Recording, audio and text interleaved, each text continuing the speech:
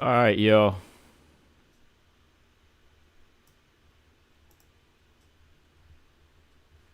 Okay.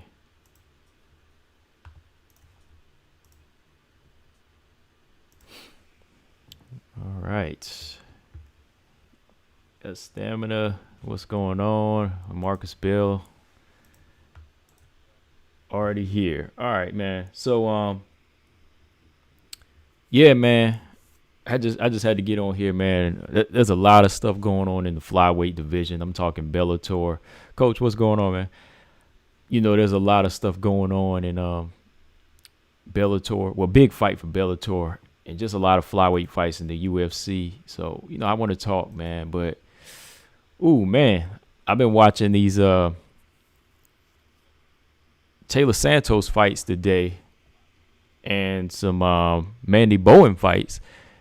And yeah, man, I gotta talk about this matchup because it might be a little bit more of a challenge. It might be a little bit more of a challenge than we think, man.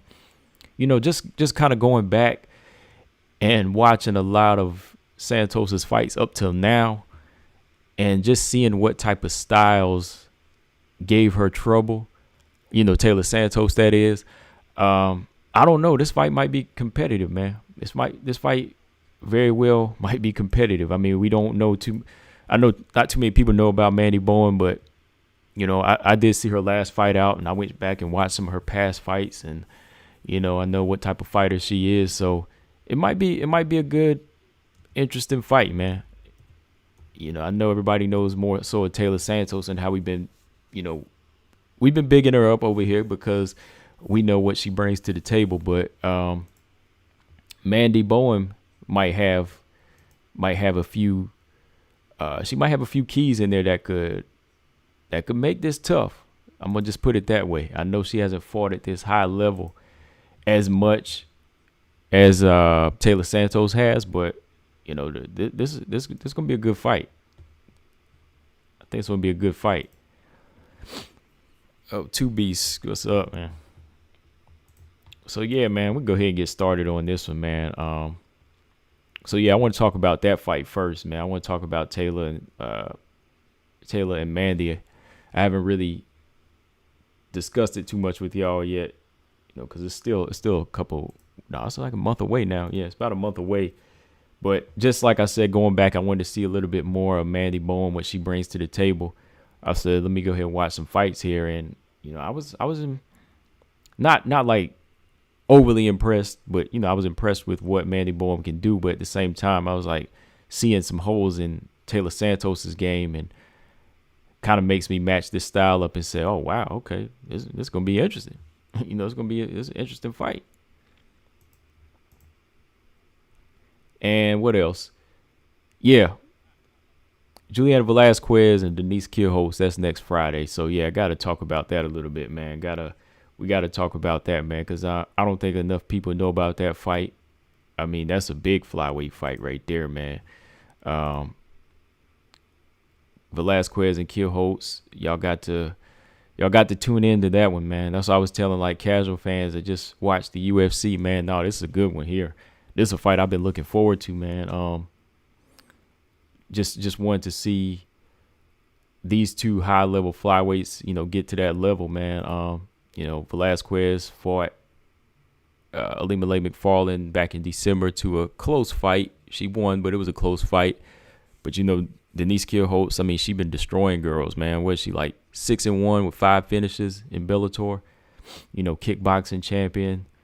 This gonna be a good fight, man. So yeah, we're gonna go into that a little bit more, and then I want to talk Roxanne and Tatiana. I know we talked about our thoughts on the fight, but I want to go into a little bit more of what that fight means for both of them. And then, of course, Macy versus Miranda. That fight is in 2 weeks now, July 23rd, 24th. I'm not looking at my calendar right now, so. But yeah, a lot of good stuff in the flyweight division, man. All around Bellator, UFC. All right, so going back, man, like I said, I was watching a lot of Taylor Santos fights today and yesterday, and looking at some Mandy Bowen fights. What I could find from her, and like I said with Mandy Bohm, let me pull up her. She hasn't really fought at this high level. She's 7-0. This is definitely the biggest fight of her career. She fought one fight in Bellator, which was back in October. I covered that fight. I did like a post-fight on that match. And at the time when I saw it, I was thinking of it more as a prospect. So this is a big step up for Mandy Bohm. This is a major step up for her. She's fighting a much more experienced fighter. So when I saw that match being made, my first reaction was like, come on, y'all. What the hell, man? Y'all know Taylor Santos got a lot of other matches that could be made.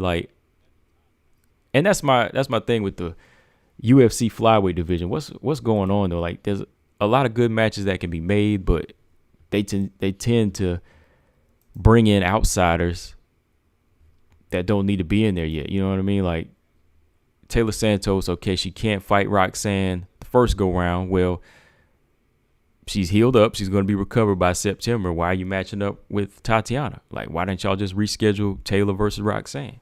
I mean, I like this fight with Tatiana and Roxanne, but why didn't y'all just let Taylor wait it out? Because they only fight like a month apart.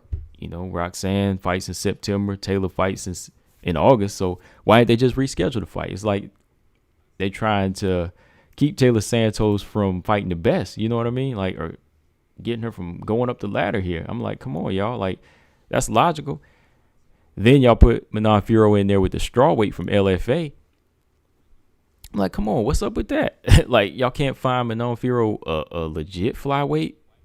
Like, why don't y'all go ahead and put her in there with, maybe push it out a few months, have her fight Andrea Lee or somebody or Antonina Shevchenko. Like, and I know y'all also know Sajara Eubank is scheduled to fight a strawweight champion from Cage Fury and Elise Reed, who's 4-0, 5-0, something like that. So I was like, yo, like, what's up with these choices? But anyways, going back to Taylor Santos and Mandy Bohm. Mandy Bohm, I don't know why they had cut her from Bellator. It must have been some expenses thing, Bellator, their European scene, they were cutting a lot of fighters. They were actually cutting her. They cut other few female fighters as well. So, Bellator, they picked her up for this Taylor Santos fight. But what I've been seeing from Mandy Bohm's style, she is a stand-up fighter. She goes on that offense a lot. Throws some good jabs. She's a long, tall fighter. Let me pull up her stats here real quick. I don't want to lie to y'all. Yeah, she's okay. Yeah, Mandy Bohm, she's about 5'6", long as hell. She's got that 70-inch reach. I mean, how many women have like a 70-inch reach in WMMA? I don't think there's too many women with that type of reach, is there? I mean, tell me if y'all know, like, for some reason that just triggered me. I was like, whoa, like, this girl's long. Yeah, Mandy Bohm's got a 70-inch reach. I mean, that's like one of the longest reaches I know in the flyweight division. But we'll see with that if that's any advantage going into the fight. But yeah, she's 5'6", 70-inch reach, and then Taylor Santos, she's about 5'6", 68-inch reach. So it's about the same height, same size. And Mandy Bohm, like I said, she's a good stand-up fighter. She knows how to use that reach. Knows how to pop the jab off from the fights I've been watching. Good clinch control.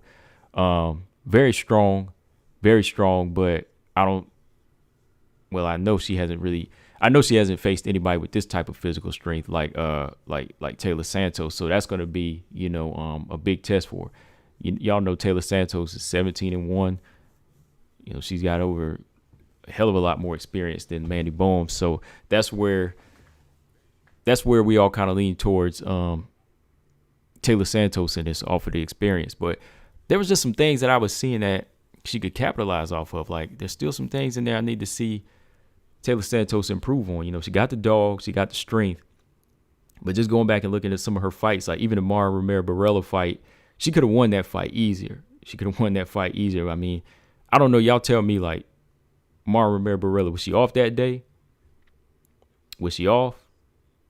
It just kind of seemed like maybe she was a little flat that day. Because since after that fight, she's been looking good. She's been looking good. That Barella fight, maybe just been like an off performance for Taylor Santos, because that fight there, she almost got out grappled by Barella. Barella was able to switch some positions on her, control Taylor Santos and side control a little bit in the first round. She was landing good punches on Taylor Santos in that first fight. Good right hand was touching Taylor. I think Taylor got cut in that fight as well. I'm about to go back and watch that fight again with y'all, but it was a close fight. Like, there was just so many little things there where I felt like, Taylor wasn't, on her game, because after that, she's always looked sharp. She's been looking sharper. But I was looking at this Molly McCann fight a little bit earlier, y'all. Hold on before I go into that. What y'all talking about? Hold on. Yeah, coach says she can't mess with Santos. Yeah, I don't think so. Marcus said every time Santos is on her way to fight the best, her fight gets canceled. Yeah, it's weird, man. It's weird. BJ, what's up? And BJ said she gonna steamroll her. Mandy's game, from what I was seeing, Mandy's game, but like I said, we'll see how it matches up. Like, from what I've been seeing and some of the holes that I see that I need to see Taylor improve on going into this fight, I don't want to see her getting caught with crazy shots, man. Mary, what's going on?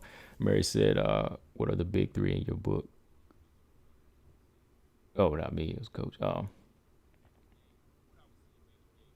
Mary Barella, man, she got some pull or something. All right, so I was watching the Molly McCann fight earlier, and Taylor Santos was doing well in that fight. She was doing very well with her strength and her ability to walk Molly McCann down and land some good body shots in that fight. But there was a couple of moments in that first round where I said she was kind of putting herself in danger whenever Molly McCann was boxing. Like, Molly McCann set up some beautiful right hands in that first round against Taylor Santos. She opened up a cut on her eye too, man. Like, she threw an overhand right on Taylor Santos and cracked her. Like, there wasn't no power behind it, but I imagine, like, if that was a fighter with more power, you could see some different things. Like, you would see some different, reactions to that punch. But Molly was landing some good punches in that round throughout the first and second round against Taylor Santos.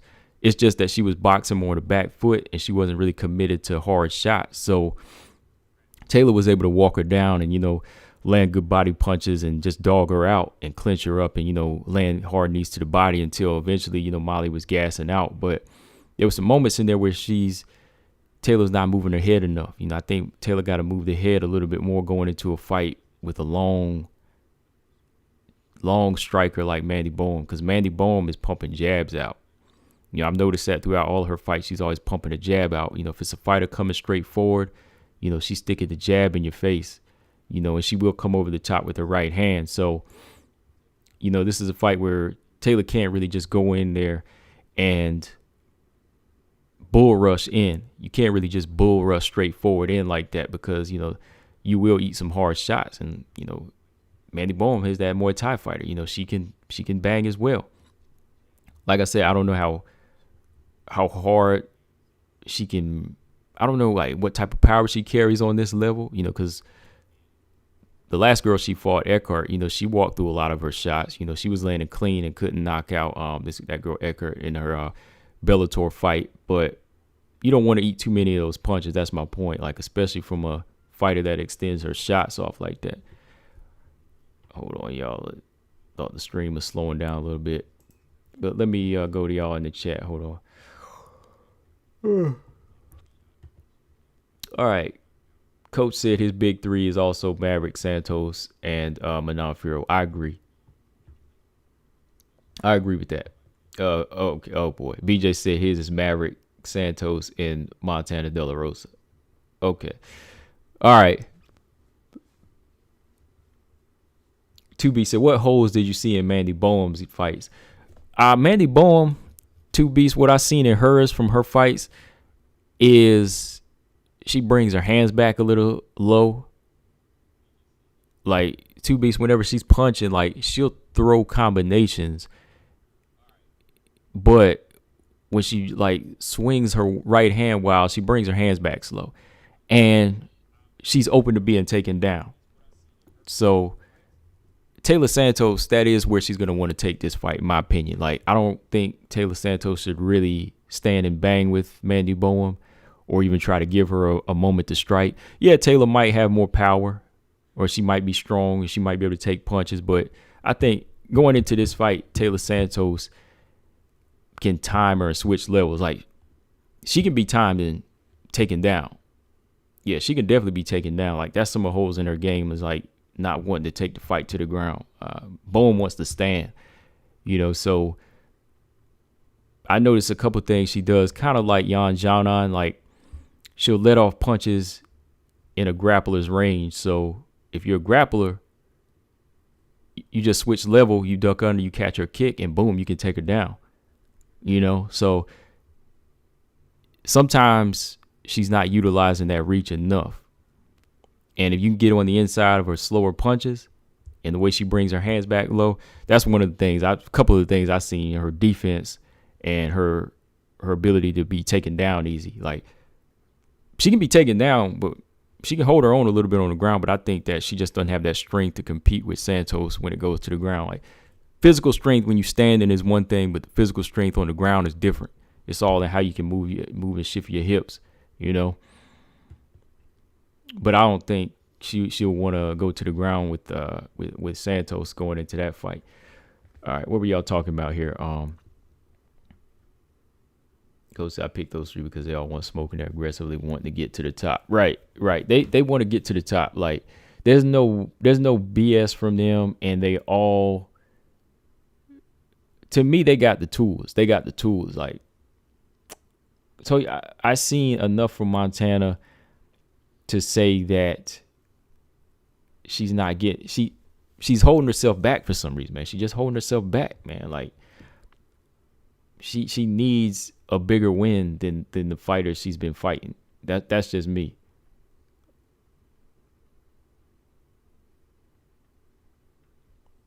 Yeah, like, I just don't see Montana breaking into that top 10 next year. Taylor's gonna break in there. Manon, if you push her right, she'll break in there. I think she'll break in there. And Miranda, she'll break in there pretty soon, especially if she looked good against Macy this couple of weeks away. Yeah.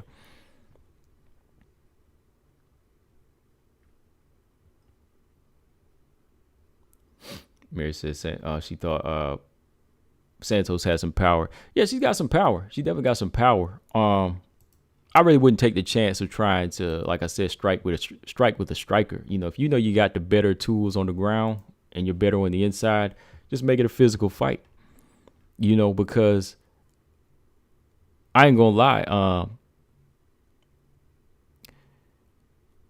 she's gonna have to be a little bit more careful, because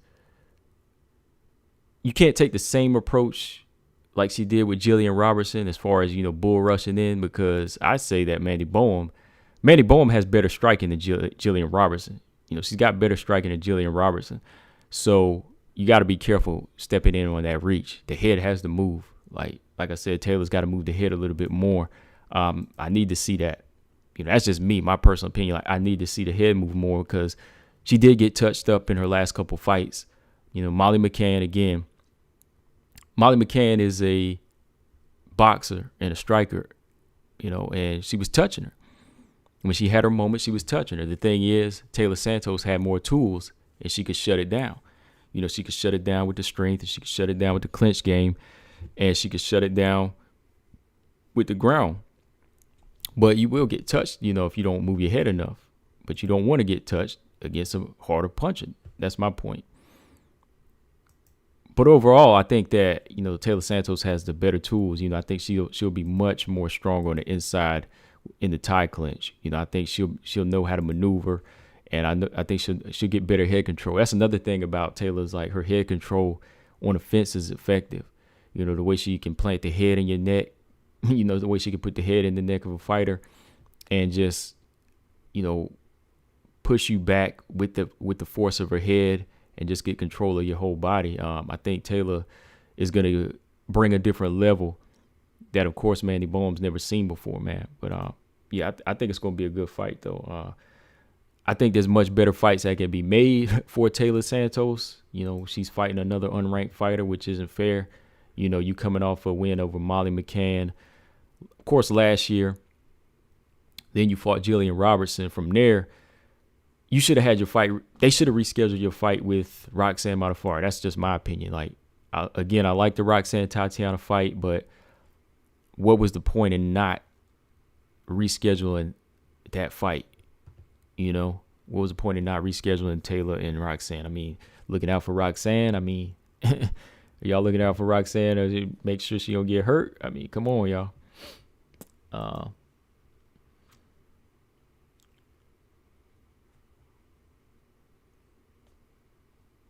Marcus said, BJ, one thing that you're forgetting is that Montana has been in the rankings quite some time and she couldn't do nothing with it.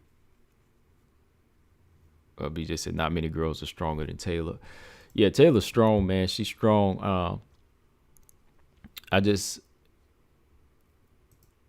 on. There we go. Yeah, I just feel like the striking, you don't even want to give Mandy a chance going into this fight. You just got to be smart and just use your IQ. And I think Taylor does. That's why I said, man, when I went back and watched that fight with I was looking at a little bit of the Barella fight last week, and I'm going to watch it again. Like I said, I might have to call that fight with y'all. But the Barella fight, man, Taylor just looked off in that fight. Because ever since that fight, she's looked better and better, man. I don't know what it is.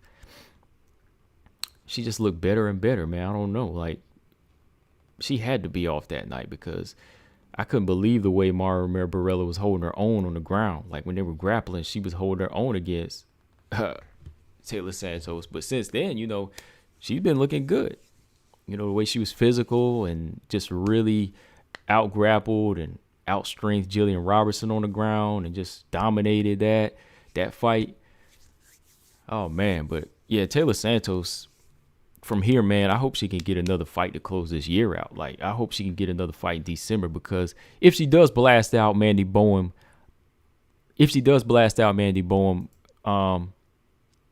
she'll still be good. You know what I mean? As far as getting in there. If she can go in there untouched and make this fight easy, I think she deserves to close the year out with one more fight.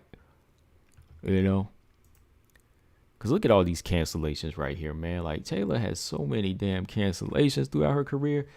I want to say she got a career high of 14. I'm not saying it's her fault. I'm just saying, they continue to cancel on her, man. It's Ashley Evans Smith, Carnelossi, the original date with Jillian Robertson, Marina Moreau, Montana De La Rosa, Roxanne Modafferi.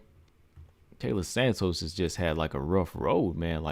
Imagine if she had fought 2 or 3 of these names. Imagine if she had of course she got Jillian. Imagine if she had got Marina Moreau out of there. She beat Montana, then she beat Roxanne, man. She'd be in the top 10 now. It's crazy. It's almost a little bit crazy though, man. Why are they doing this? Man, is their luck that bad? Is everybody ducking her, man? That's why I'm calling her the boogie woman down here, man. That's why I call her the boogie woman, because it's when it's time to schedule her a fight, it's head for the hills. You know what I mean? It's head for the hills every time.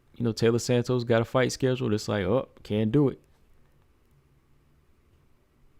That's why I need to see. I need to see them make the right moves for her, man, because she probably would have been in the top 10 by now, man. She would have been in there. She would have been in them.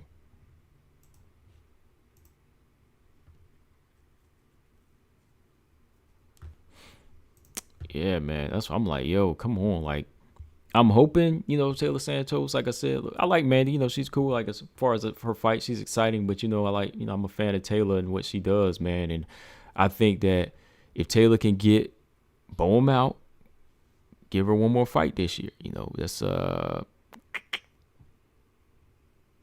August. I keep forgetting. August. So, yeah, August, close the year out in December. She just got to make it known that, look, I want to fight one more time.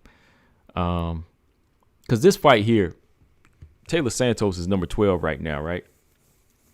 Taylor Santos is number 12 right now. So a Mandy Bohm fight is not really going to push her up the rankings. It's just going to hold her down for where she is, right? It's just going to hold her down where she's at right now. You know, unranked fighter is not really going to elevate you. Taylor is right below Andrea Lee and above Macy Barber. So, you know what? I don't care. Look, if she blows out Mandy Bohm, I want to see Taylor Santos, Andrea Lee. No, not Andrea Lee. Excuse me. I want to see Taylor Santos and Arujo. That would be interesting. Yeah, Arujo. No. Hold on. Alexa Grasso. Yeah, that would be a good fight. Taylor and Alexa Grasso. Give her a top 10 fight to close the year out. She ready. You know what I mean? She'll be ready. Yeah. I just don't like the fact that they didn't give. I really don't like the fact they didn't give Taylor Santos the Roxanne fight, though, man, because Roxanne and Taylor are fighting around the same time. They could have just went on and said, let's reschedule this fight. Nobody was like, oh, I'm rushing. You know, they would have fought. That fight still made sense. You know, Taylor versus the number 9 fighter would have pushed her into the top 10. But what did they do? Give her a unranked fighter. I don't know. Am I being paranoid? Are they trying to hold Taylor Santos back? Y'all tell me, man. Like, all these cancellations. And then when her original opponent, was injured and she comes back, they didn't give her original opponent. I'm like, what are they doing? Are y'all trying to hold Taylor back now? I mean, what's going on, man? Taylor Santos is not being pushed into the top 10. I mean, is this a video I got to do? I mean, I don't know. Am I being paranoid? Because there's a lot of good choices for her right now. I mean, she's riding high for 2 good wins, Molly McCann and Jillian Robertson. Give her somebody in the top 10. Like, unranked? Come on, unranked? I don't get that. If anything, Mandy Bohm should be fighting Courtney Casey or somebody. Or Poliana Mateo for her UFC debut. I don't know. I do not know, but I want to see Taylor close out the year if she gets this win and looks good. Yeah. I mean, Grasso, give her Grasso or Arujo. I would say Jessica, but Jessica's fighting this weekend. She probably won't get past Jennifer Maya. Let me stop. Okay. What are y'all talking about? Yeah. Coach said they are ducking her. Yeah, man, they are ducking her, man. That's what I think, man. Like, I think to a certain level, some of these fighters are ducking her, man. Like,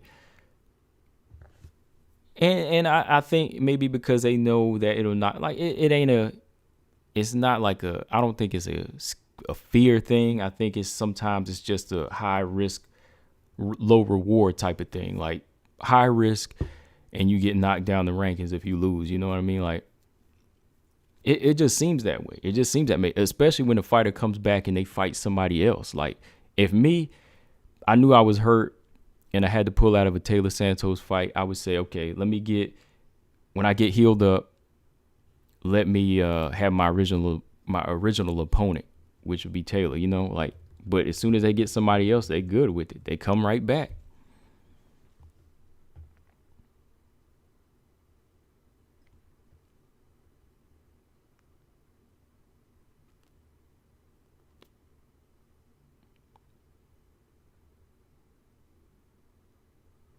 What y'all talking about? Oh, hold on. Montana ain't fighting Priscilla. Yeah, Priscilla's out. Priscilla was supposed to fight Sarge in a couple weeks on the card with Miranda and Macy, but that's not happening.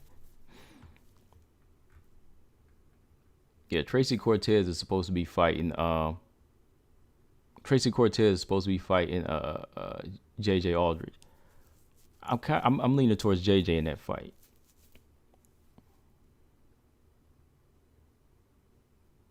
I think JJ Aldridge is better technically with her stand up. I think she's better with her technical stand.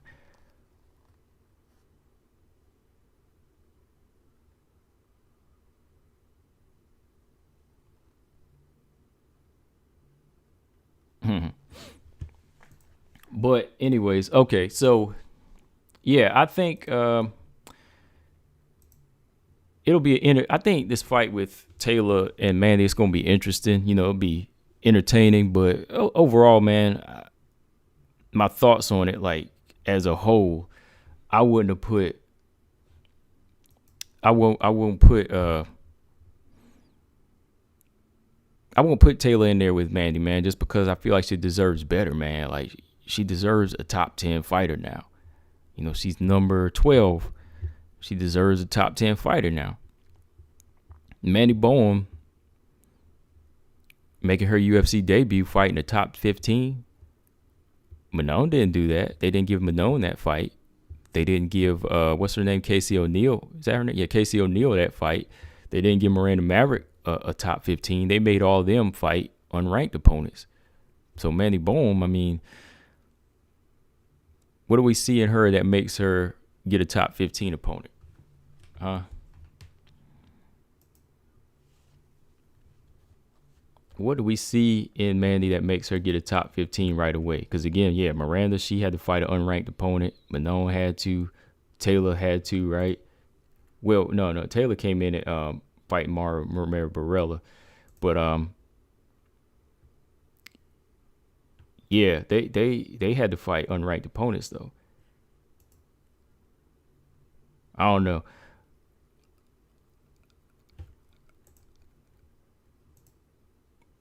All right, so let's see.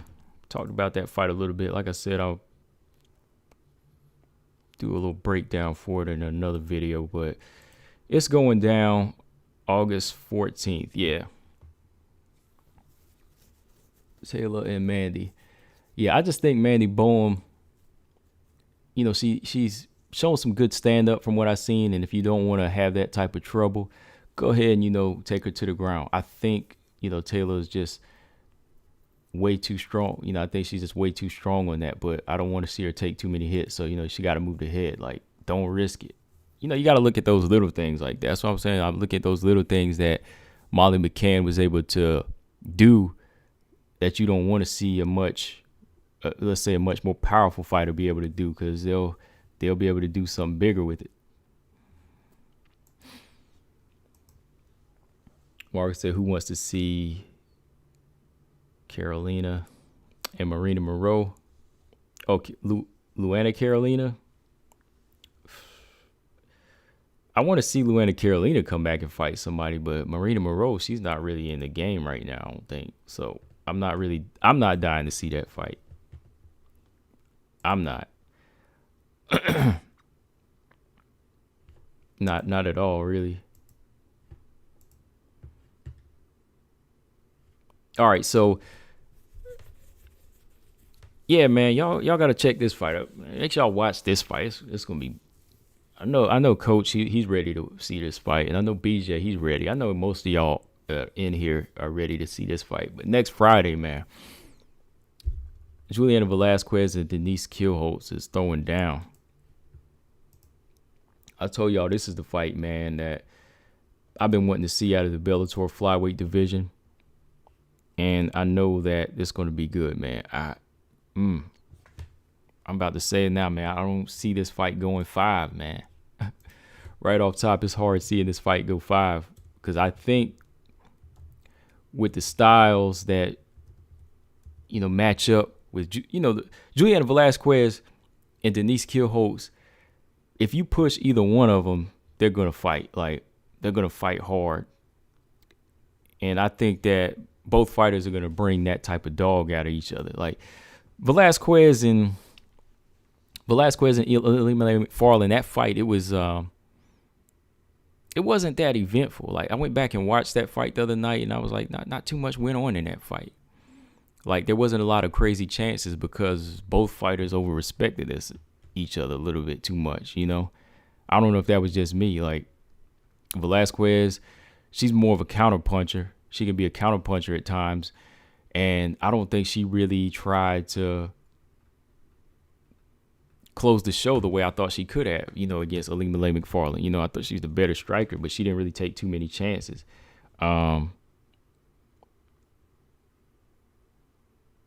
Yeah, like I said, I went back and watched it, and I feel like Juliana Velasquez definitely won the fight, but there just wasn't too many moments in there where I was like, oh, okay, like, she's really up ahead on the scorecard, and she's really dominating. Like, she had some good moments in that fight, but it was like she was just over-respecting the champion. Ilima-Lei Macfarlane, she took a few chances here and there, but that didn't really come until like the later rounds, 4 and 5.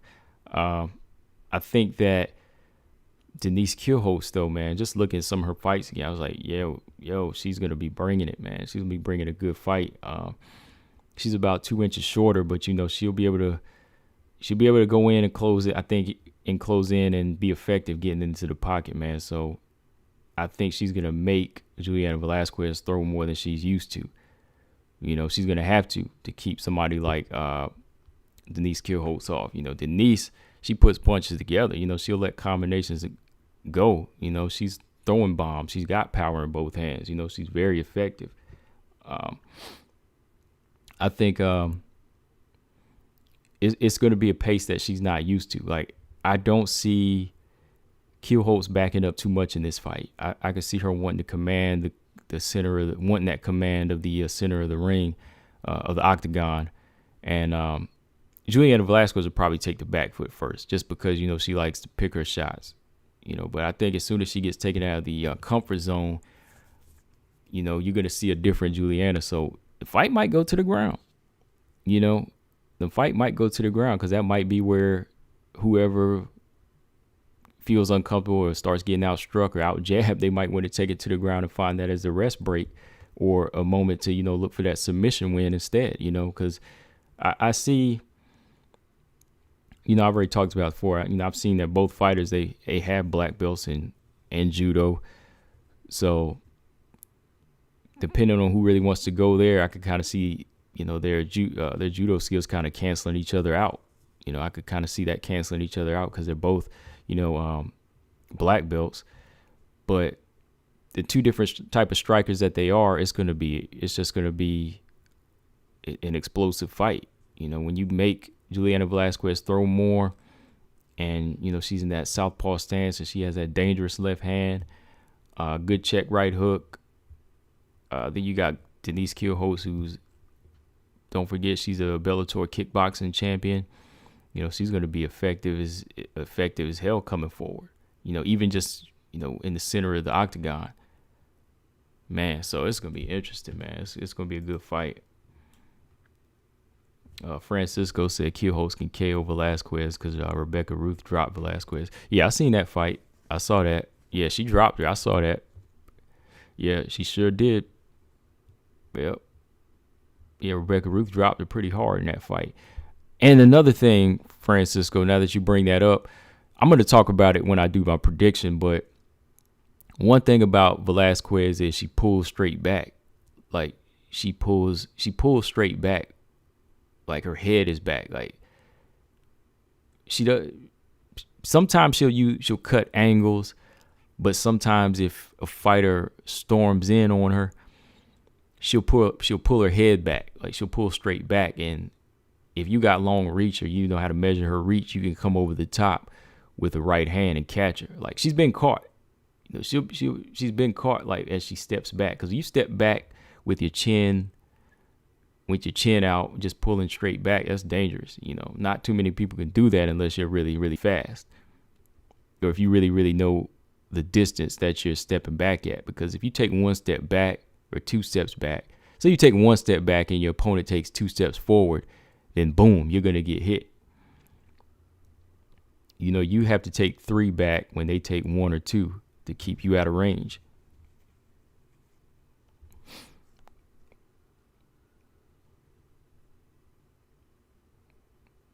Yeah, but that was a good fight too. I remember watching that. But he said, "Julian, I got dropped. Please watch that fight." I've already seen it. Yeah, y'all. If you're talking to everybody else, yeah, I've already seen it.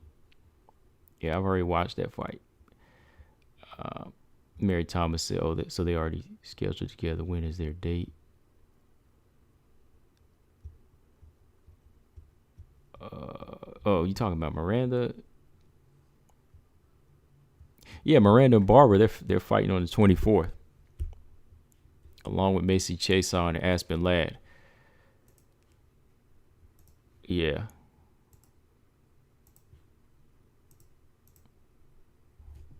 But let me see. There were some other things, like I said, I'll talk about when I do my prediction. But I think that the chances that Denise Kielholtz take, it will be beneficial. It'll be beneficial to her. Like, sometimes I can say a fighter can be reckless, but I don't really see too much recklessness in Denise Kielholtz. Not since her fight with Vito Arteaga. When Vito Arteaga, and Denise Kielholtz, they fought. That was a banger, man. Denise Kielholtz, I think in that fight, she didn't move her feet enough. She would try to trade, and when she would land big punches and Vito Arteaga didn't go anywhere, Vito Arteaga would switch levels and she would rush in, and she would force her to fight. She would force her to grapple and clinch up with her.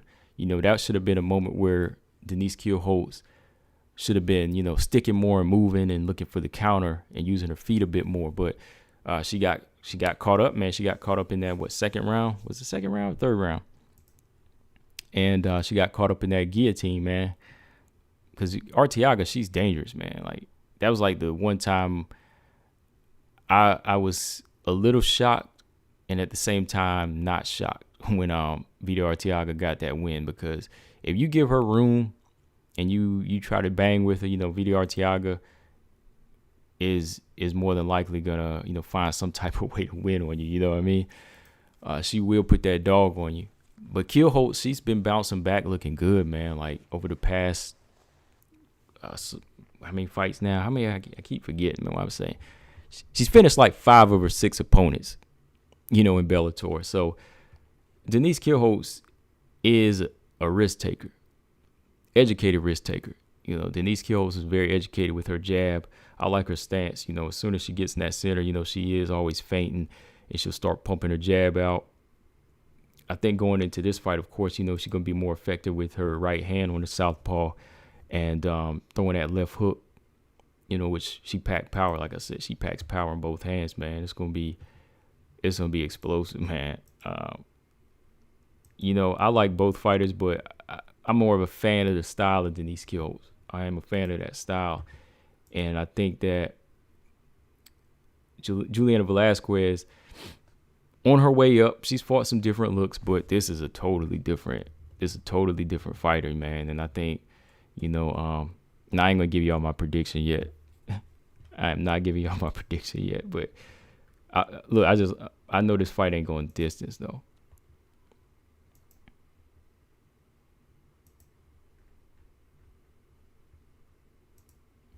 Francisco said, I think Kielholtz is a better striker than Arteaga. Oh yeah, she's way better.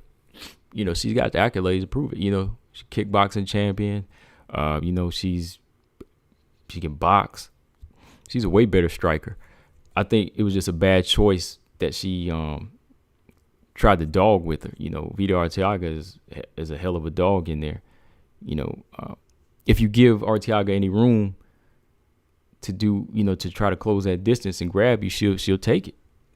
She's strong though. Arteaga is a strong dog. I mean, yeah, the better striker is Kielholtz all day long, but if you give that person that space, boom, that's what happens.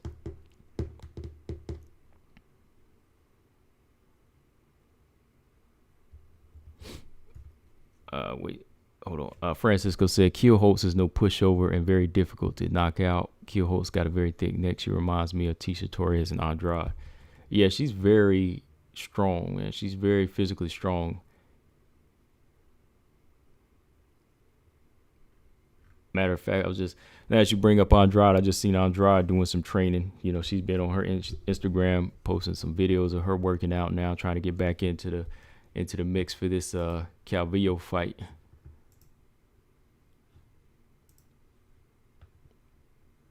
Yeah, man. What else was I gonna say about this fight coming up? But not much right now. I'm just telling y'all gotta check it out, man. Next Friday though. Yeah, her kickboxing record is pretty solid too. Denise Kielholtz, she's got a solid kickboxing record, so I can't help but lean towards her when it comes to this being on the feet. Now, I think it's gonna be interesting if it gets into the clinch because Velasquez is strong though. I can't take that away. Juliana Velasquez is a strong fighter. She's very strong. So if she was to close the distance and maybe she want to clinch up, how effective would she be with her knees? How effective would she be with a clinch, tie clinch? I mean, what do you think, Francisco? Like, what do you think about Juliana Velasquez's game? Like I said, she's very good at using her range. She's a good counterpuncher, but where in her game do you see Denise Kielholtz being able to, what's the word, like get on the inside? Or let's say if Juliana Velasquez clinches up with Kielholtz, who do you see being more effective in the clinch?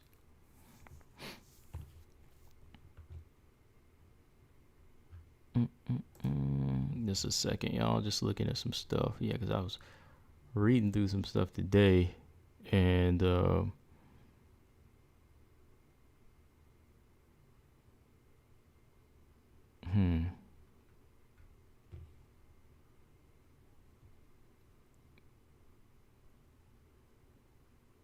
I was just looking at these rankings again too. That's another thing that just goes over my head. I was like, why is Kielholtz number 4, man? I was like, Kielholtz should be number 1 or number 2, man. Like, Kielholtz should be over Liz Carmouche. She should be over Kana Watanabe. I mean, we seen what happened to Kana Watanabe, trying to push her up the rankings so quick.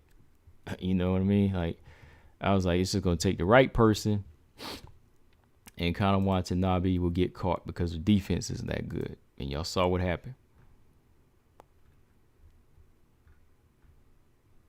Yeah, I couldn't believe they pushed her to number 3 off of 2 wins. That was crazy, man. Like, Kana Watanabe only scored 2 wins in Bellator, and boom, she's number 3. While Kielholtz is fighting her way up the ranking with 6 wins, and she's held back to number 4. But anyway.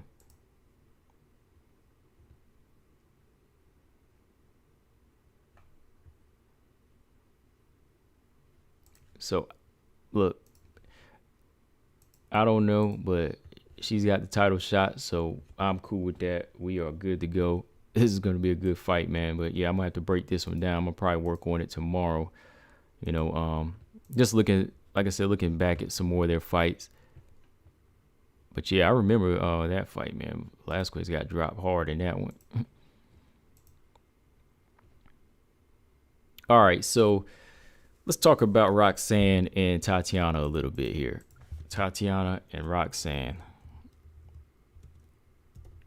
Where do I start with these two here? What is first of all, let's get the fight date down.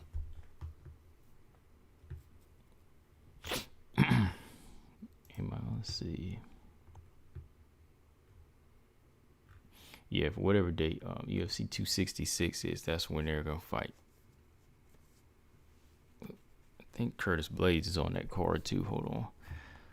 Yeah, okay, yeah. Tatiana and Roxanne, they're scheduled to fight on September 25th. Yeah. So, like I was saying earlier, like I liked the matchup. That was my first reaction. But when I saw Roxanne was returning around the same time as Taylor Santos, I was like, damn, why didn't y'all give this fight to Taylor Santos? Why didn't y'all give it to Taylor? And, let Tatiana fight Andrea Lee. Because she did an interview a while back. Tatiana did, maybe like a month or so ago with Helwani. And, she said she would take that fight.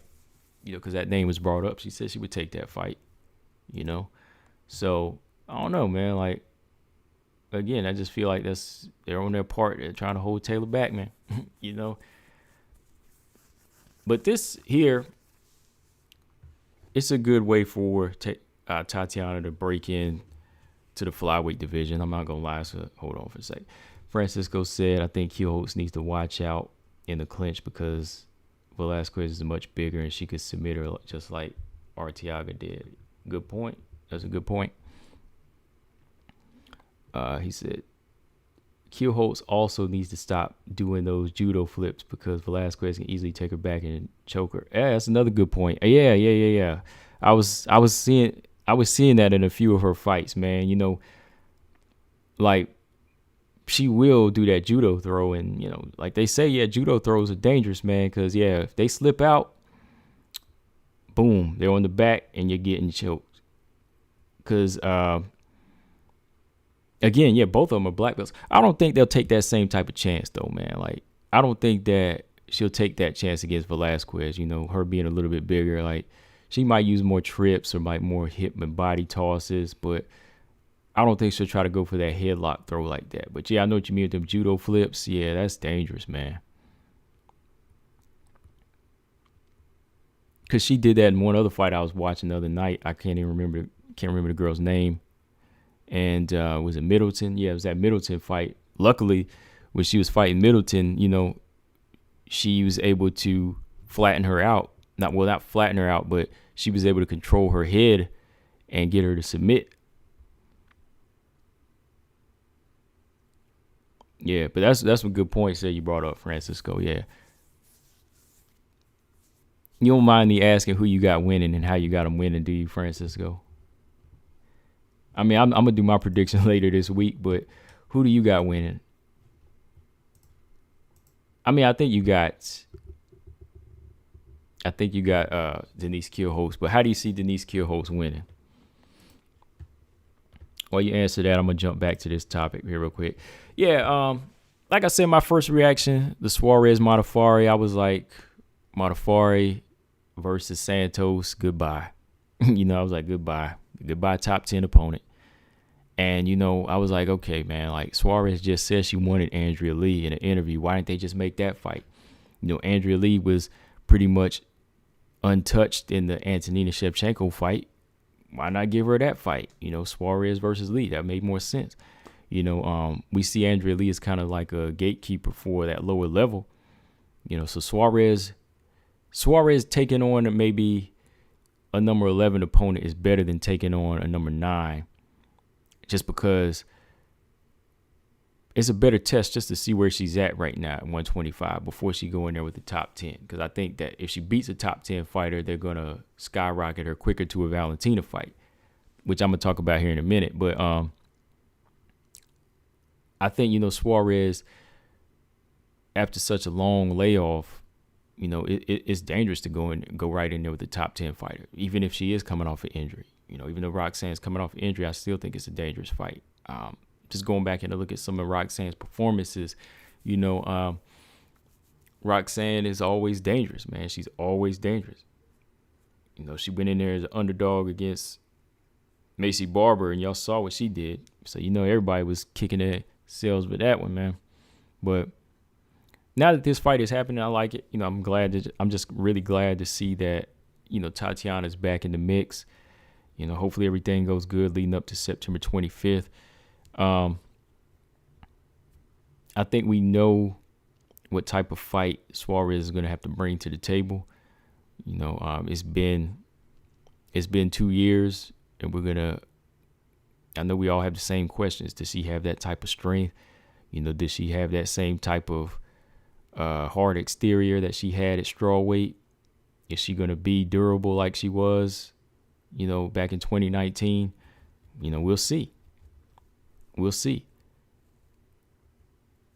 And I was going to ask the same thing about Modafferi. So with me asking that, it kind of makes me feel like this fight might actually be a little bit safer for Suarez than Lee. Because though Roxanne beat Andrea Lee, you know, age catches up to you. She's coming off an injury. You know, so that fight might be a little bit safer for Suarez. I think Andrea Lee in her last fight after beating Shevchenko, she's in a better place, you know, mentally, right? If that makes sense. Like, Roxanne's got the higher ranking and she's got the 2 wins. She's beat Andrea Lee 2 times, but again, Father Time starts to take over. Your legs start to go. Injuries start to come in. And Andrea Lee's kind of rebuilding herself. Andrea Lee got a little bit more confidence, working with some better people in training camp. She's been working with Miranda Maverick. She's been working with Tisha Torres, Aspen Ladd, different fighters, that's also also got that hunger. So I think that Andrea Lee may have been dangerous. That might have been dangerous a little bit more so than Roxanne. This is probably the time to get Roxanne. So it's a good move on Suarez's part. You get a top 10 opponent that's coming off the injury, and it'll be a good way for her to test herself right now.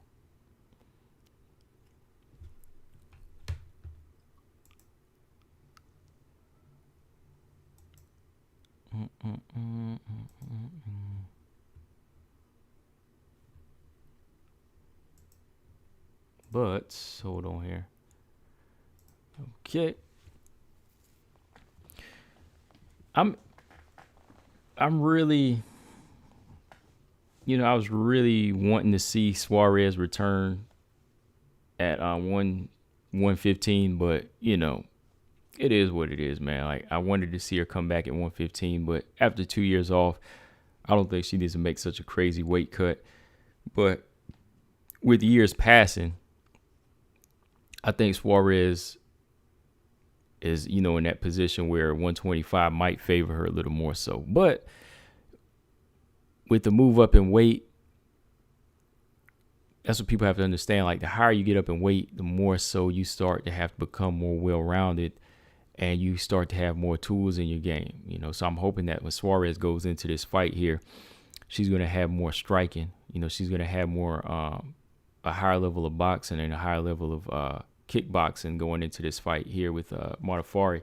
And just with the move up to flyweight, like, if she stays here, you got to depend on a few more things, because what Suarez was doing to girls at 115, it might be a little bit harder with the girls at 125, because, weight starts to come into play. Physical strength starts to come into play more so with these fighters. When you look at the Jennifer Mayas, the Andrades, Andrade's starting to look a little bit more like she found a home, where she doesn't have to kill herself like she did at 115.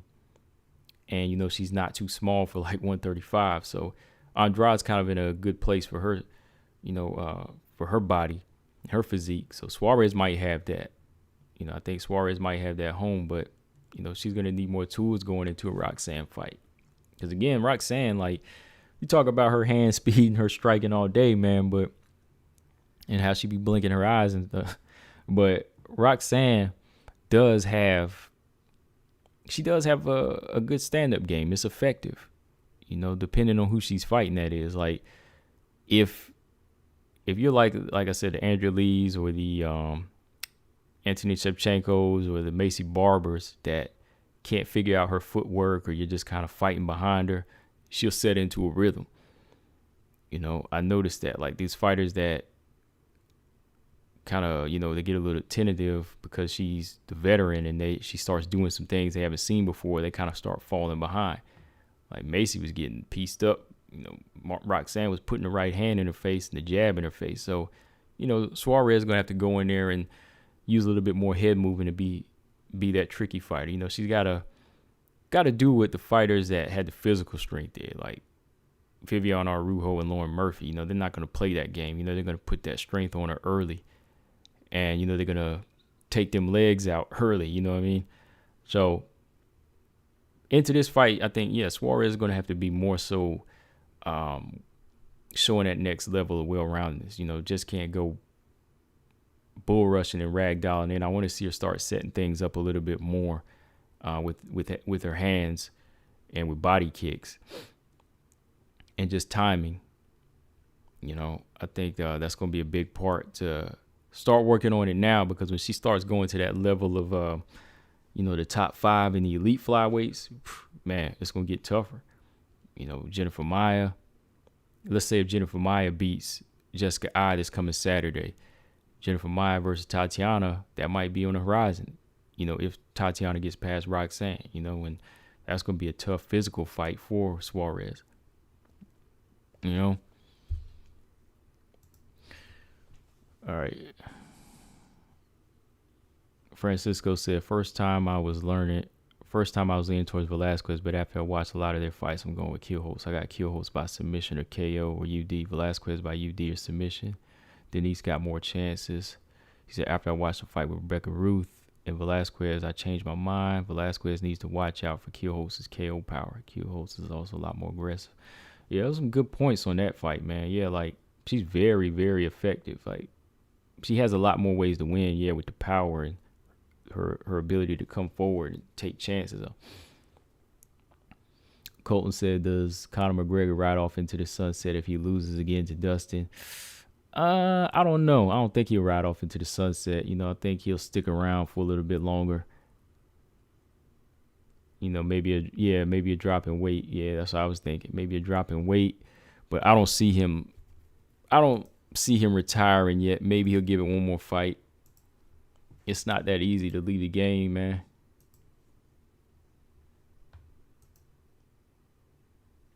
Robot Chicken. What's up? Robot Chicken said maybe Choco Roxanne wins this. With this rock that maybe Choco Roxanne wins. This would be huge.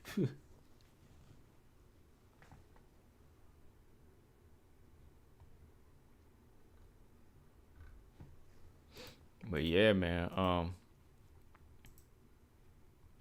It's definitely a good move for Suarez on her part, though. Let's say if she does get past Roxanne, like,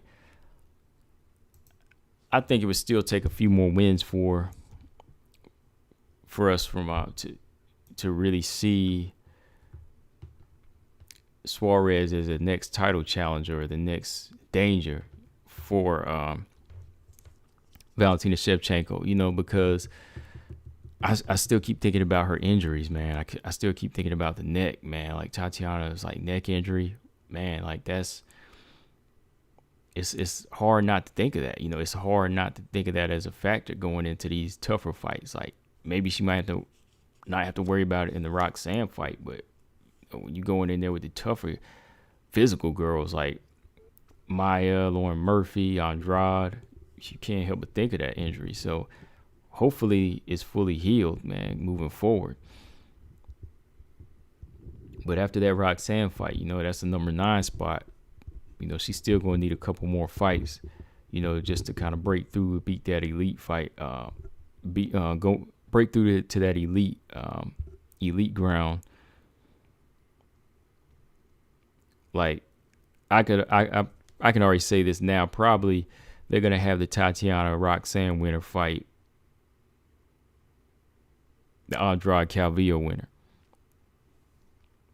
I could see that happening, and I think that would be still much needed. Like, if she blows Roxanne out, that's one thing. But, you know, you still have to keep going, man. You still have to go in there and break through each tier, man. I know Andrade was not as strong as Valentina, but you still have to prove to everybody else that, look, you're stronger than Andrade. You know? High Five said Casey O'Neill versus Montana would be good. Yeah, that would be a good fight. Or Casey versus Jillian Robertson. That would be a good fight. High Five said Andrade is the biggest wall at flyweight, but Santos / Manon can beat her. Yeah, she is the biggest wall, but I think they have the styles now. Like, I think they kind of have the styles to beat her, man. Like, Manon does have the hand skills and the stand-up game to give her problems and possibly, you know, piece her up and stop her, man.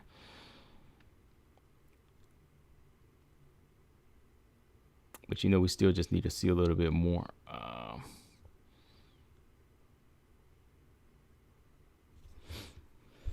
Casey versus Montana, though, that's a tough one, man. I don't know, man. Like, Casey's been getting a little bit better with every fight she's been, you know, with the couple fights she's had, you know, but I don't know, man. Like, Casey versus Montana. I think Casey versus Montana. I don't know, man. I'm kind of leaning towards Montana in that fight.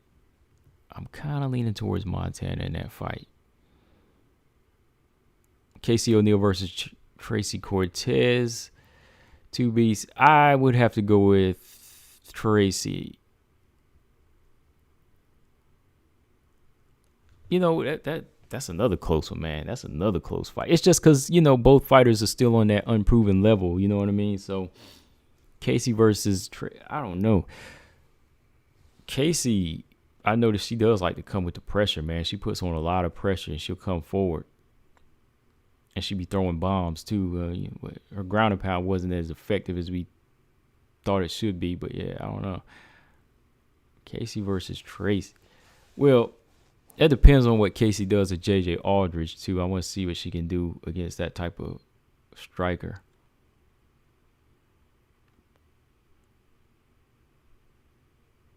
But that is a different fight. So Casey O'Neal versus Tracy. I don't know. I really don't know with that one, man. That's a tough call. Francisco said Kielholtz, her striking is also better. I think Liz Carmucha Kielholtz will dethrone Velasquez. Yeah, it would either be one of those two. Yeah, I think they have the style and the experience to do that. Stamina said if Suarez gets past Modafferi, Andrade, and Chikagan. If Suarez gets past Modafferi, Andrade, and Chikagan are in her future. I liked how the Rose-Jessica rematch. I like how the Jessica and Rose rematch, she couldn't do that to me after the slam. I was like, yeah, talk.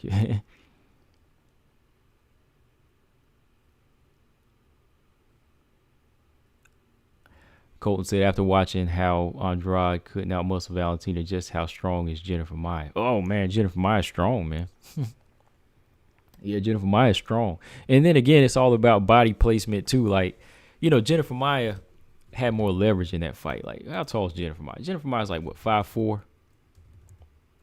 It's all about positioning, too. Like, Valentina was smart enough to shift to an angle where Andrade could not get out of it. It was just like where she was like out of reach. Like she was at this diagonal angle at times. And Andrade, she was just too short. Her arms were too short to get any leverage. So I think it came down to that too. Like Valentina knew how to use her height against her. Jennifer Maia is about 5'4". She's 3 inches taller. So I think the way their bodies are built too really came into play, but that does tell you something. Jennifer Maia is strong. Jennifer Maia is a strong fighter, but it's also coming into that frame too. Yeah, that's a good point though, Colton. Like that tells you how strong Jennifer Maia is. That's why I'm thinking like moving forward, like Tatiana Suarez is going to be in for some tough fights against these tall, strong flyweights. Like well not tall, but bigger, strong flyweights like Maia and so on.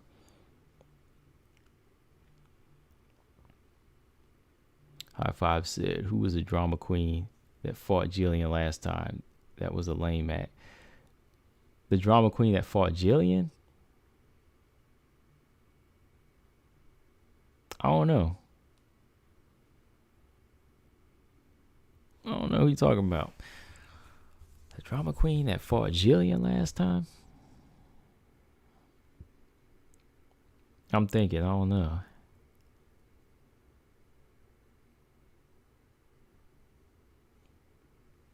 Yeah, but going back to that part, yeah, if Suarez gets past Modafferi, they might push her in there with Andrade next if Andrade beats Calvillo, or if Calvillo happens to beat Andrade, they would make Suarez versus Calvillo. And then eventually they would make her fight Caitlyn maybe. But it's about time, man. It's about time for these new blood, this new blood of fighters coming up in the flyweight division to start making their way in, man, for real. It really is. It's time to start getting these other ladies in here. Right fights need to be made. I don't know.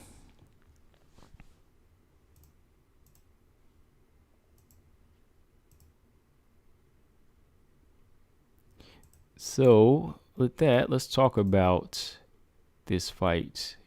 Last fight on my list here to talk about. So yeah, that's my final thoughts with Roxanne and Tatiana. I like the fight. I like this one. when you kind of break it down with both of them coming off of injuries and layoffs.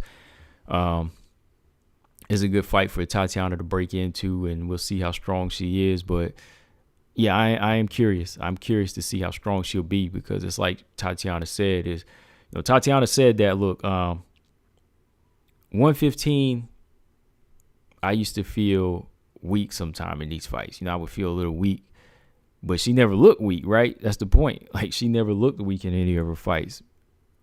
But imagine when she does fight at 125. When she trains at 125 around that weight, she feels strong, man. She says she feels good. So when she gets up there, man, into these flyweight fights, we might see a much more dangerous Tatiana Suarez, man. We might see much more dangerous Suarez at flyweight. For real. We just might. Hopefully, granted, if there's no more injuries, which I'm hoping for, I'm praying for, man. I'm praying that she doesn't have any more problems with her injury, her neck or anything, moving forward, back, all of that, hand. She's been having some things, so hopefully none of that comes into play anymore. What the hell? Oh. Yeah, two beats. Suarez in the mix just makes flyweight awesome, yeah.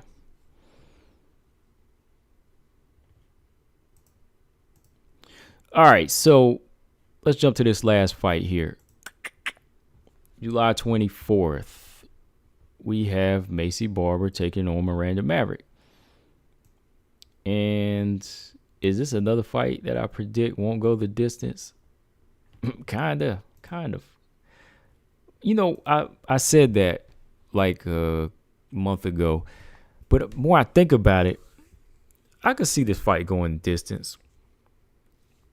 I could see this fight between Barber and Maverick going the distance, for real. It's not a fight where I think Miranda Maverick will stay in that power zone all night of Macy Barber. It could be one of those fights like Macy and Roxanne. I think Maverick has that type of IQ to keep her away from, those big shots. If she takes one or two, you'll see her take this type of fight to the ground, and I think Macy's at times, she can look helpless on her back, but she can survive, she can survive in these type of situations. So it's still going to be a good fight, but I know earlier, when I first heard this fight was announced, I was like, oh yeah, this ain't going the distance, but I could definitely see this fight going the distance. I mean, Alexa Grasso, she was able to go. Again, Roxanne, she was able to make it out. I mean, after outskilling her, they all dodged the big bombs coming. Hold on here.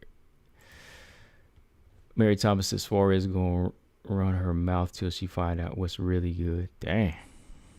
She going to find out what's really good. Yeah, it's a different weight class, though. 125 is different. Like, 115, I was more so like Suarez has got this. Suarez has got it, But other than that, like in 125, it's like it's a different world, man. It's just a little bit different world. Colton said this fight's gonna be sick. They both have big egos. Yeah, Macy, boy. Miranda, she has big plans. She thinks big, and then you got Macy wanting to be the youngest champion, but I don't think that's going to happen anymore right now.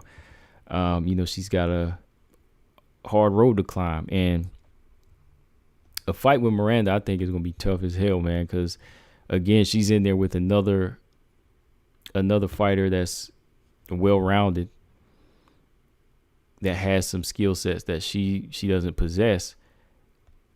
And I think I could see her being in trouble again in this fight. So, when you match up these two type of fighters, a power puncher versus the strong fighter, strong, smart fighter, you can't help but always lean towards the stronger, smarter fighter, because they're not just looking for that one big shot. They're not just looking to KO you. They're not just looking for that kill shot all the time. Like I said, having a kill switch, yeah, that's important. But I think having an IQ is a hell of a lot more important. If you have that IQ, you know why you're fighting and you know how you're going to win before the fight even starts the majority of the times. You know, like having an IQ, you don't really need a game plan.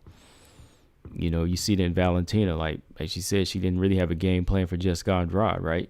She just came in there and said, I want to do this tonight. And she did it, you know? So I think this will have to be one of them fights where Miranda Maverick just says, look, we know what Macy Barber brings to the table, but we're going to be prepared for whatever. We just got to adjust to it.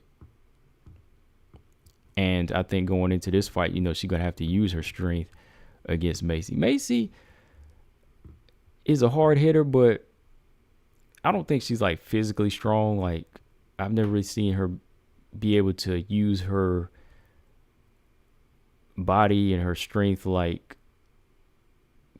Joe Rogan has said in the past. You know what I mean? Like even against Roxanne, he tried to say Macy was like physically strong, but what did I see the majority of the fight? Roxanne just controlling her in a half guard. You know, Roxanne was just controlling her all day long on the ground. Like I didn't see Macy really using great strength in that fight. You know, so I think this is a fight where, you know, Macy is going to have to be more so calculated with her punches. You know, she just can't go in there and think I'm going to bang and land something big right away and throw these home runs. You know, she's got to be more so ready to counter the strength of Miranda Maverick. Because, again, Miranda, you know, she likes to use her strength. You know, she's like Andrade, you know, one of those farm girl, you know, one of those girls that possess that farm girl strength. You know, so that's one of those looks that Miranda, one of those looks that Macy, she's just not used to. I mean, aside from the power that we always talk about, you know, in the right hand and the left hook of Macy Barber, what are some of the other keys that y'all see that Macy has going into this fight that's going to be a big factor? I mean, I used to see her being very effective when she was at 115. You know, she used to throw a lot of leg kicks and high kicks at 115. She seemed a little bit more loose and athletic. You know, she was more so bouncing on the balls of her feet, measuring the distance well and picking her shots. But last couple times out against Alexa Grasso and Roxanne, I seen her more so plodding along, man, like just kind of plodding and looking for the big punches. Not even really like clinching fighters up, you know, again, her being the bigger flyweight, like they always say, like I don't see her clinching up enough for, you know, dirty boxing. If anything, you might see Miranda go in this fight and use her dirty boxing a little bit more. You know, you might see her clinch up a little bit and rough Macy up and then eventually take her down.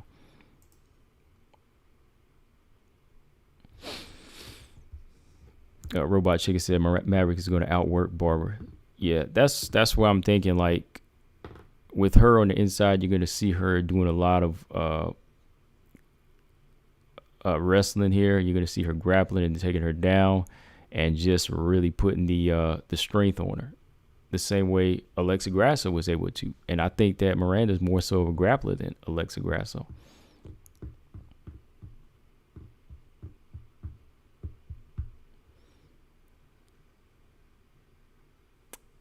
High Five said Jillian fought that new Brazilian girl and got disqualified for the unintentional kick. That girl was an actor.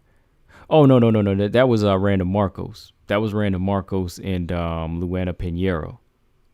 Y'all talking about Luana and Pinheiro. Randa and Luana Pinheiro, right? Yeah. No, not Luana Pinheiro. I don't want to. What is her name? Yeah. I was right. Luana Pinheiro. Yeah, you're talking about Luana Pinheiro. That's the Brazilian girl, the one that got disqualified. The up kick from Randa.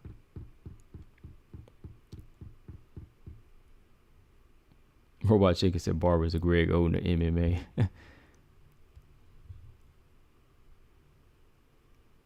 2B said, would you say easiest path to victory for Miranda is taking Barber down?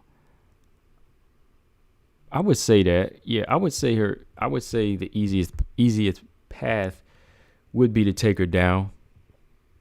Like Miranda has good striking, you know, she's good at, you know, firing off combinations, and she does use some good angles, but why give that person that advantage? You know what I mean? Why give that person that advantage to counter you or hit you. You know, she did get hit in the Liana Jojua fight a few times, and I don't think you'd want to take Macy's punches that many times. So I think for Miranda, easiest path would be taking her down to the ground and mauling her, making this a mauling fight. You know, controlling, take her in the half, you control her from half guard, control her in the side control. You know, I think that Maverick can control the fight all the way on the ground, and maybe even eventually submit Macy Barber.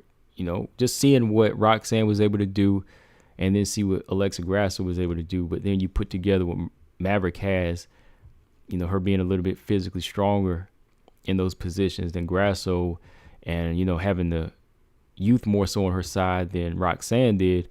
I think that Miranda Maverick has a better chance of winning, you know, with winning this fight on the ground. And even just winning on the feet, as far as keeping her pinned to the fence, you know, winning those close clinch matches.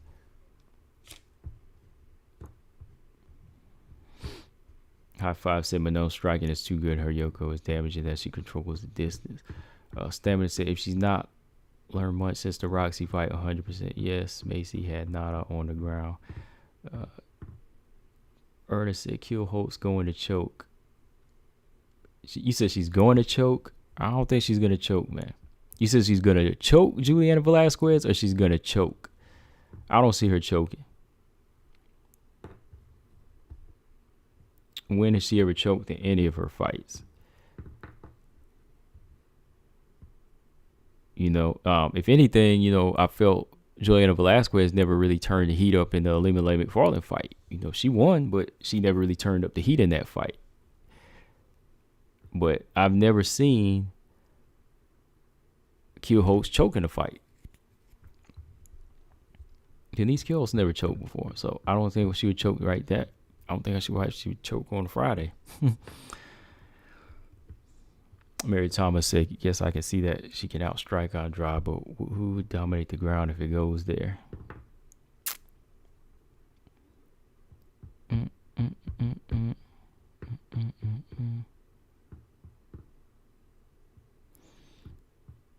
M. Bay, what's up?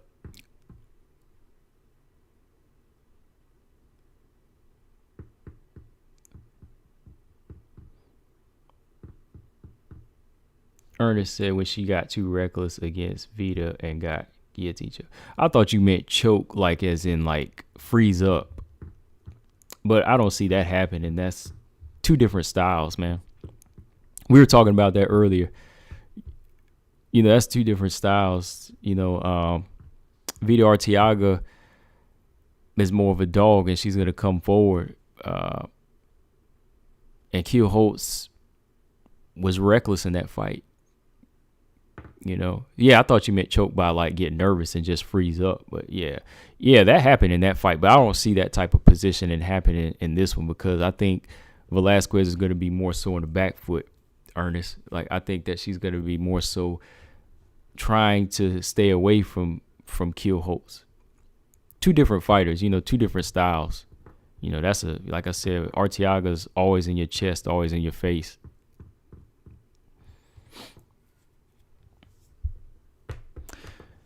But let's go back to this fight here quick. Yeah, Miranda and Macy. I think Miranda has much more in her tool belt when it comes to this fight. Macy, I think Macy's better days was at strawweight. I ain't gonna lie, man. Her better days was at strawweight. And when she was fighting at 115, she seemed a little bit more athletic and fluid. I'm just looking through some fight clips here right now. I'm pulling up my Fight Pass. Because let me just look at the fighters she's fought. We're going to go to the UFC. You know, just look at the fighters she fought in the UFC and LFA. Early UFC and LFA. Macy. She's fought at 120. She's fought at 115. She seemed more discipline back then.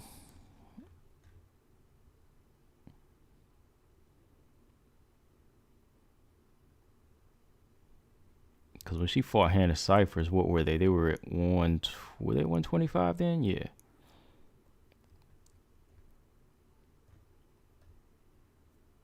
GDR. Yeah, no. When she fought Hannah Cyphers, they were 115. Yeah, okay. Yeah, so early Macy was a little bit more effective, man. Like when it came down to her stand up now versus now. Matter of fact, let me just pull up a fight or two here, Macy Barber, while we're still here. Macy, I want to look at the Hannah Cyphers fight. I want to see her movement versus her movement now.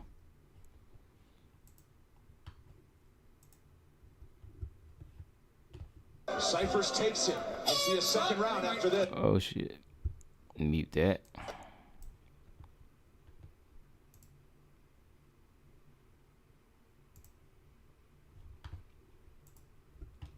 Let me see something. While y'all here, I'm just kind of looking at Macy at 115. Yeah, I'm already noticing the difference. You know, Macy seems a little bit more bouncy on her feet. She's using more lateral movement. She's being a counterpuncher here. You know, I'm watching the Hannah Cyphers fight right now. And that was the one thing I noticed. She moved around the balls with her feet a little bit more. And hand speed and feints were there more so. Hannah was landing a few good punches in the opener though. Good right hook from Macy Barber. You know, she has a good right hook. And look how she's throwing front kicks and combinations, man. Like she's throwing some nice combinations. You know, she seems so much more faster here. Look, Hannah tried to take her down. She popped right back up. Now, this Macy would be a problem for Miranda. Like, if she moved around like this, she would be more of a problem. Like, look, she's clinching up here, throwing knees. And, yeah, she may do a little bit of this stuff now, but it seems like a little bit. But it seems like before, when she was at strawweight, she was much more energetic. Yeah, Macy was using some nice head control here. Good elbows in the clinch. And feinting a lot. Using nice feints too.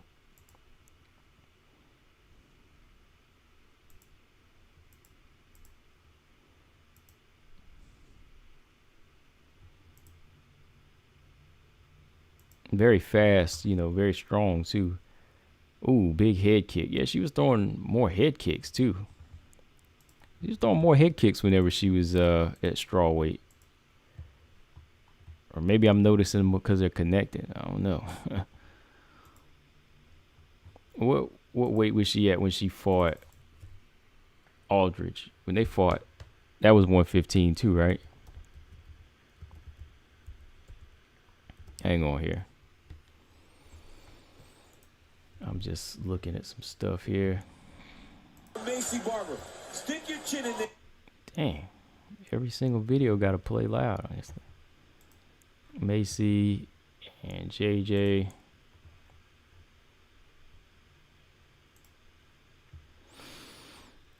All right. Okay, that fight was at flyweight.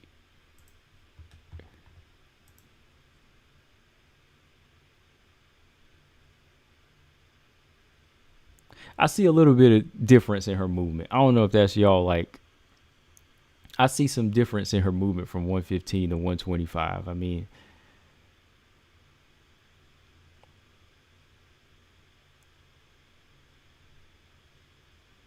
definitely. Yeah, definitely there's a lot of difference in her movement, man. Like she became more powerful at flyweight, but she's not fainting as much and just seems a little bit more stationary.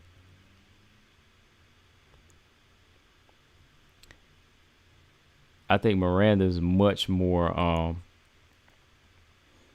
fitted for 125, just because she's in better shape, and that's her weight. Miranda's more muscle, and she's just a natural flyweight. To me, I don't know. I think Maycee Barber could be very effective if she stayed at strawweight. That's just me. Just kind of looking at some fight footage here right now, man. I don't know.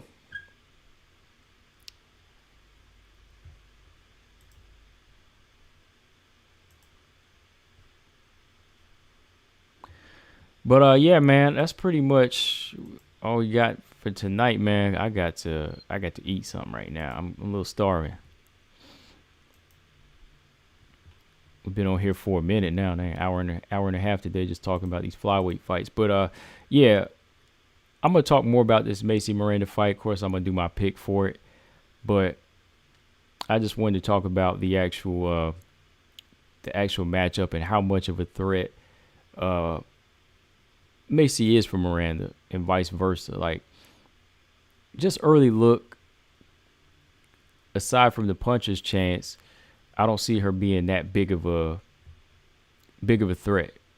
I mean, of course, when she turns it on and she tries to go for that win, she will be she will be a danger. But wow, just looking at JJ Aldridge, like, of course you have to be this level of a striker to handle Maycee as well. Like, JJ is doing well keeping distance, and she's popping Maycee with good left hands and right hands.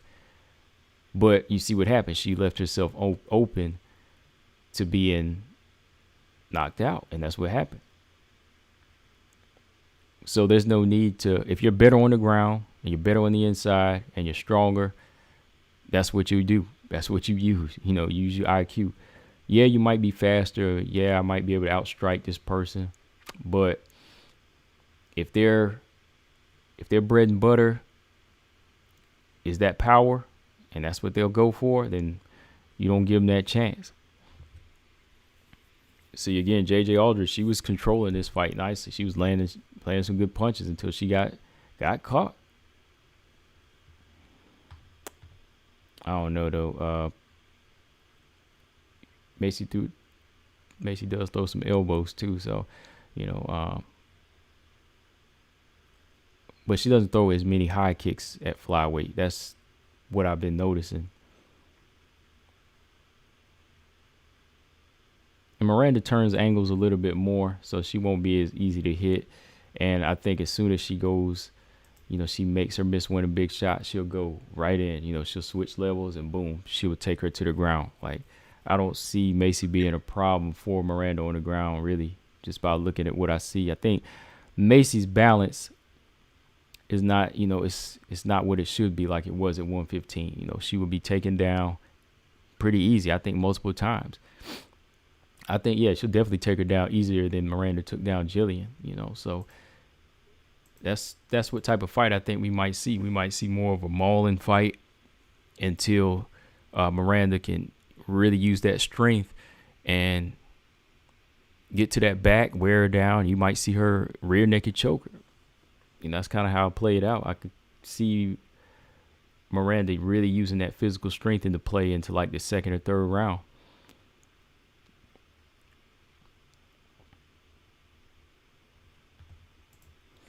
Stamina says she fought better at 115, no question. She's not used to her body being at shape, size, weight. She seems out of sorts.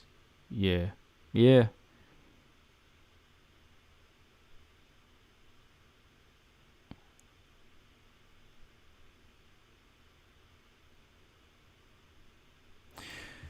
Yeah, she definitely does, man. 115, because I used to want to see her and Mackenzie Dern fight at 115. And I mean, Mackenzie Dern, if she can get down to 115, I know Maycee Barber can get down to 115. If she loses this fight, she might need to consider going down to 115. Let's be honest. If Maycee loses this fight, she might have to consider going back down to 115. Damn. JJ Aldridge catching her with some big punch. She rocked her too. JJ caught Macy with a good right hand.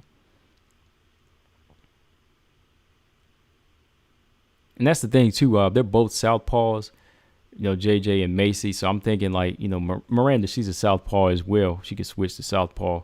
That's what she spent mostly as in that Joe Jua fight. She could land some good right hands on Macy. Like, I don't know. Like, as long as she keeps Macy moving on the back foot and don't let her keep her feet planted, she could hit her with some good right hooks and straight right hands. Yeah, man.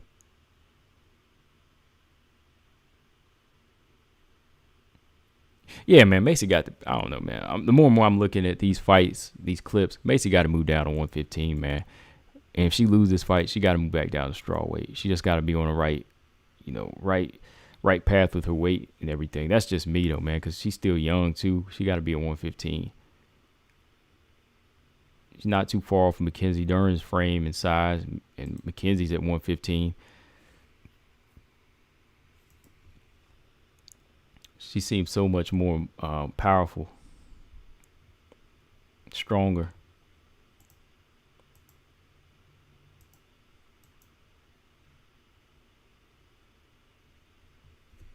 Stamina says she's at 125 for health reasons.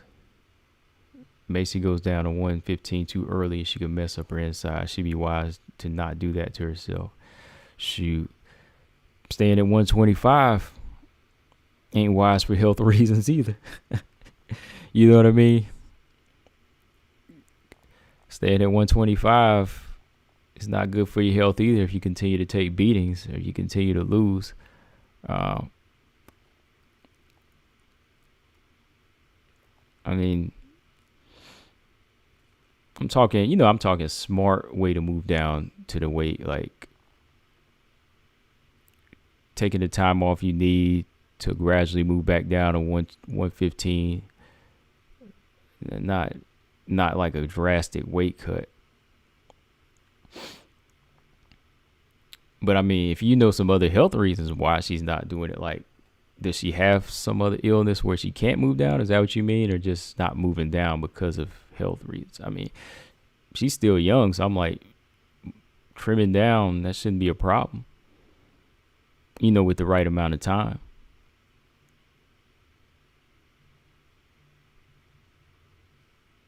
Oh, Mary, we were talking about, I was just talking about the physique of Macy, her moving down to 115, her being much more better at 115. And she might have to go back down to strawweight if she loses this fight, to me. If I don't see like a great deal of change. Or maybe not. Like, if she didn't, let's say if she did move down to 125, she might just need a better strength and conditioning coach, maybe. Maybe somebody that can really help her move. I don't know, like somebody that can help her move the way she did at strawweight. Somebody to help her put on more, maybe a little bit more muscle. I don't know. That was just a thought, though.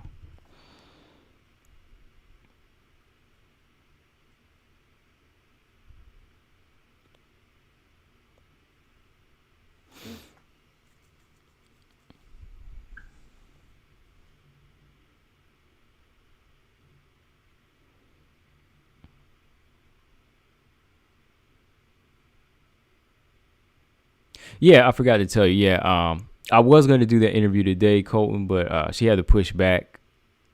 She had some training and a meeting to do today. So yeah, we'll do the. I'm going to do the interview tomorrow at 3. I had to reschedule tomorrow at 3. But yeah, I'm going to ask her about that. So you got to ask about Bret Hart's beef with Jenny Savage. Yeah, I'm going to ask her about that though. Tossing that water, right? Yeah, I'm going to ask her definitely. Definitely got to ask her, how she feel about the being co-main event to somebody you beat, So, yeah, we'll do that tomorrow, though.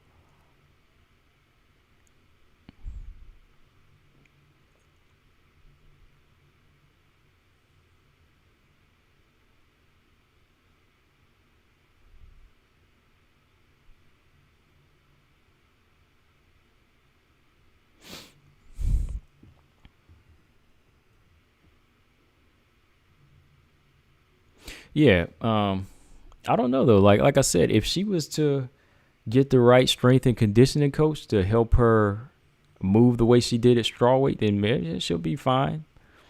Maybe she would be fine with that.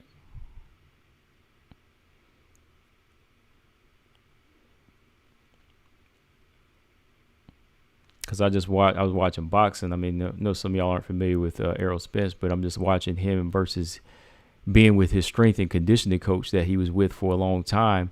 You could see his difference in his athleticism and his strength. When he linked up with Blue Ray Fitness, his strength and conditioning coach, you seen such a better a better performance from him.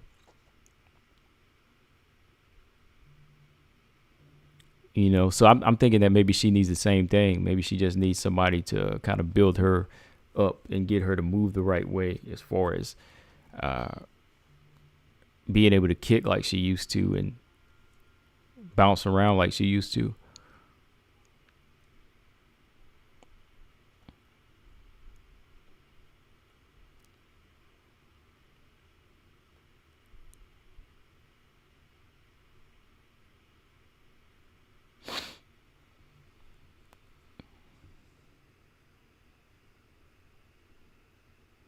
2B said, would you ever do a video interview for YouTube?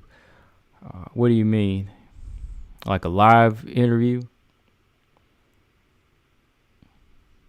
Would I ever do a live interview for YouTube? Is that what you mean? Or interview her live? Is that what you mean?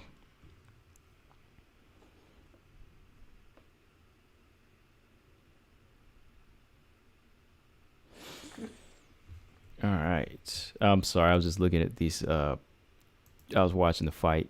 So when these fights are in my archive, I just start playing sometime. I start staring at them. Yeah, what were you talking about? 2B's video interview, like a live one, or y'all can just interact? Or you mean like ask the questions there?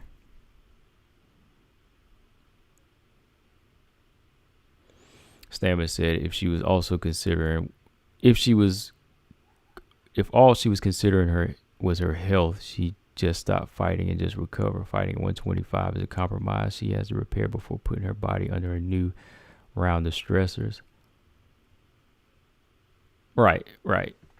Yeah, that's my point. Like, not cutting weight close, because, I've been following these boxers making crazy weight cuts forever, man. And it's like, no, like, not at all do you rush down and cut down the weight. But, I mean, if you want to make the right progression and the right move for your career,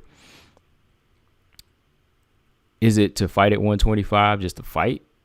But if you're not going to get better, you got to find that compromise somewhere there, right? You got to be able to say, okay, well, if I'm slow at 125, I got to get the right strength and conditioning coach to help me build up my speed like I was at 115. You know what I mean? Like, there has to be that path they find where they can find that ground to not just be the fighter, but be the better fighter. You know what I mean? And she's still young. That's what my point is, kind of take her time with it. Yeah.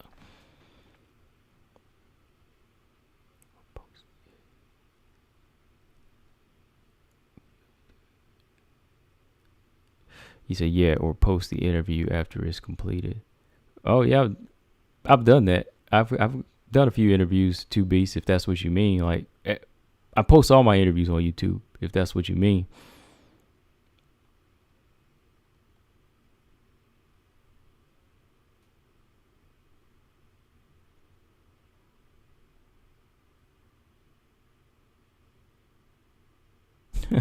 Stamina say you're not listening to me. I mean, look, I'm reading what you're saying. Words and talking are two different things. I can only read what you're saying, and if you're saying this, then that's how I'm gonna take it. It's like a text, Stamina.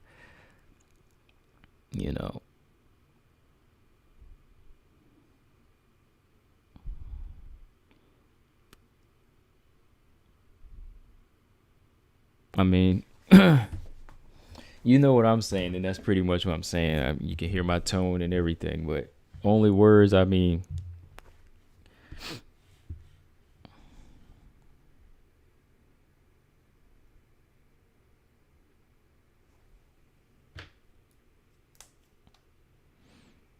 But yeah, Two Beasts, I'm always posting my interviews on YouTube if that's what you mean.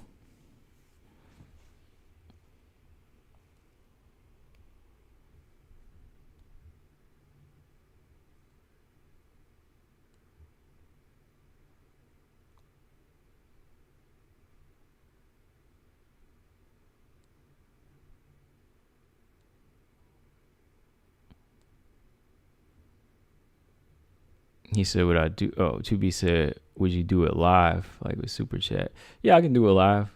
I don't got Super Chat though, because I'm not at 1,000 subs, so.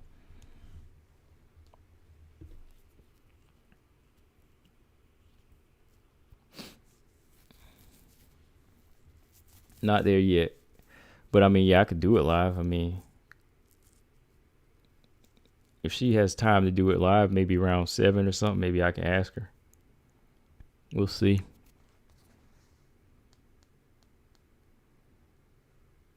I mean, that would save me time of having to go back and edit, but I could just go ahead and record it live, and we could just do it live. So if I was to do it live around 7, that might be better.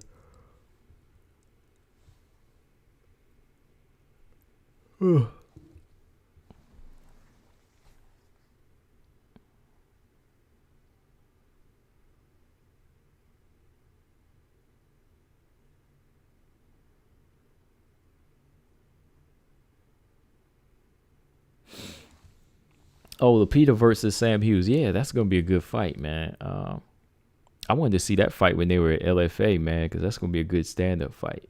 That's gonna be a good stand-up fight. That's the level both fighters are on. Before putting them in there with somebody like Tisha, or actually Lupita did win that Jessica Penne fight. Yeah, to me, she did win that fight. I feel like Lupita did enough to win that Jessica Penne fight.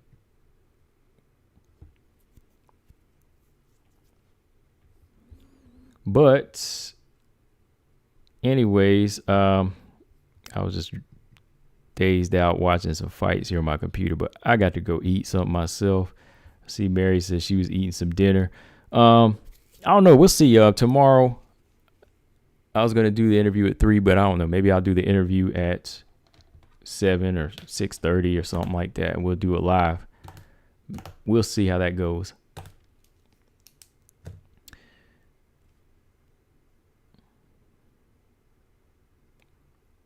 Yeah, that would be a good idea, Marcus, if they did that.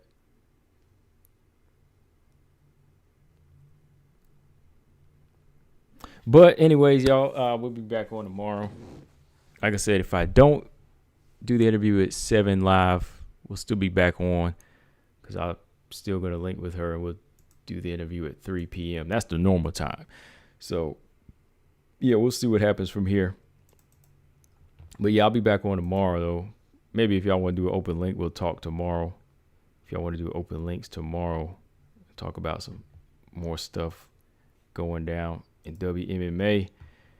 But yeah, man, shout out to everybody in the chat. I am about to go and eat something and throw down. I am starving. Like always, Combo Breaker 99. I am out. Subscribe. Peace.